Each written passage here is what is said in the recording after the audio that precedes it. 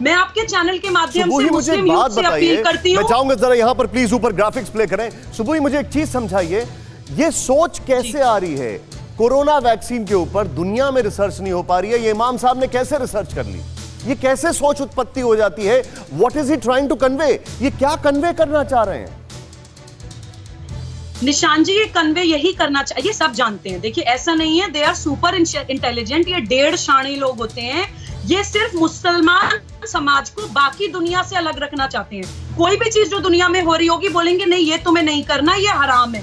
लोगों को मारना इनके हिसाब से हलाल है, दूसरों की दुल्द खाना इनके हिसाब से हलाल है, खून बहाना इनके हिसाब से हलाल है, लोगों की लाशों पे इस्लामिक स्टेट बनाना इनके हिसाब से हलाल है। इससे पर्पस क्या सर्व होगा?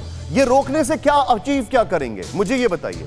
क्या मतलब, अभी तो ये जीवन रक्षक दवाएं हैं ना जी, उनसे अचीव यही करेंगे निशान जी कि मैंने आपको बताया कि थिंकिंग कैपेबिलिटी, डिसीजन लेने की जो क्षमता है, अपने हित में जो फैसला, सही और गलत में फर्क करने की जो रैशनैलिटी है, वो धीरे धीरे करके स्टेप बाय स्टेप ही खत्म होती है। क्या मैं आपको अगर आपने जो कहा है, क्या मैं उसको अगर इंटरप्रिटेट करूं तो क्या आप ये कहना चाह रही हैं कि ये धीरे धीरे कर आपकी सोचने की क्षमताओं के ऊपर हुकूमत करना चाहते हैं, इसलिए कुछ भी उल जलूल फतवा या कुछ भी फरमान दे देते हैं? क्या ये बात सही है?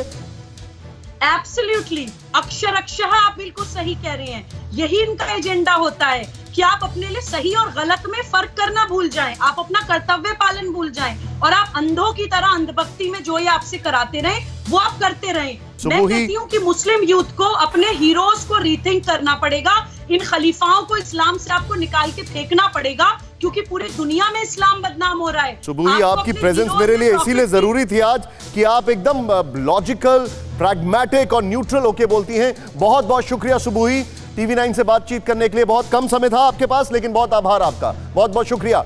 अब जरा स्टैंड बाय पर हैं सुशांत सर, मैं आपके पास एक खबर लेकर आ रहा हूं। मुझे इस बारे में बहुत शॉकिंग न्यूज आ रही है। भारत चीन तनाव पर इस वक्त की सबसे बड़ी खबर मेरे सहयोगी विवेक वाजपेयी दे रहे हैं। तिब्बत से सटे 96 गांवों को खाली करा रही है पीएलए। इस वक्त की बड़ी खबर, बॉर्डर से हटाकर सुरक्षित ठिकानों पर ले जा रही है।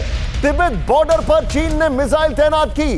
चीन को तिब्बत बॉर्डर पर भारत के हमले का डर है और यह इस वक्त की सबसे बड़ी खबर हमारे सामने है, बेहद चौंकाने वाली खबर, शॉकिंग न्यूज। मैं सीधे चलूंगा सुशांत सर, ये इंफॉर्मेशन कंफर्म है, but what do you make out of it? इससे क्या समझा जाए? यानी कि ये तो ऐसा लग रहा है जैसे युद्ध के बादल एकदम सामने साफ दिखाई दे रहे हैं। निशान, युद्ध के बादल छठे तो नहीं थे जी, और तनाव जरूर थोड़ा कम हो गया था, लेकिन मिकल बादल तो अभी भी मंडरा रहे हैं जी। दूसरी चीज ये कि ये नहीं कहा जा सकता कि ये जो कार्रवाई हो रही है चीन के बॉर्डर पर, वो भारत का सो कॉल्ड खतरा को नजर में रख के हो रही है, या चीन की अपनी तरफ से कोई इस तरीके की हरकत करने की कोशिश हो रही है जी। और ये सिर्फ उस बॉर्डर पे नहीं, ये तमाम और जगहों पर चीन अपनी जो फोर्सेस हैं उनको और पुख्ता कर रहा है, वहां पर जो अपना इंफ्रास्ट्रक्चर है वो और ज्यादा बना रहा है, वहां पर फौजें मूव कर रही हैं। आपने अभी इंट्रोडक्शन में मिसाइल सिस्टम्स की बात की, एयर डिफेंस मिसाइल सिस्टम्स की, आज की सुर्खियां भी हैं अखबारों की कि वो सारी चीजें लैस की जा रही हैं चीनी फौजियों को। तो हालात तो मेरे ख्याल संजीदा थे, संजीदा हैं और आने वाले समय में संजीदा रहेंगे। भारत के लिए प्रॉब्लम अब ये है कि अब हम करेंगे क्या, हमारे पास क्या विकल्प है, और अभी तक जो थोड़े बहुत हमने कदम उठाए हैं, क्या वो काफी हैं?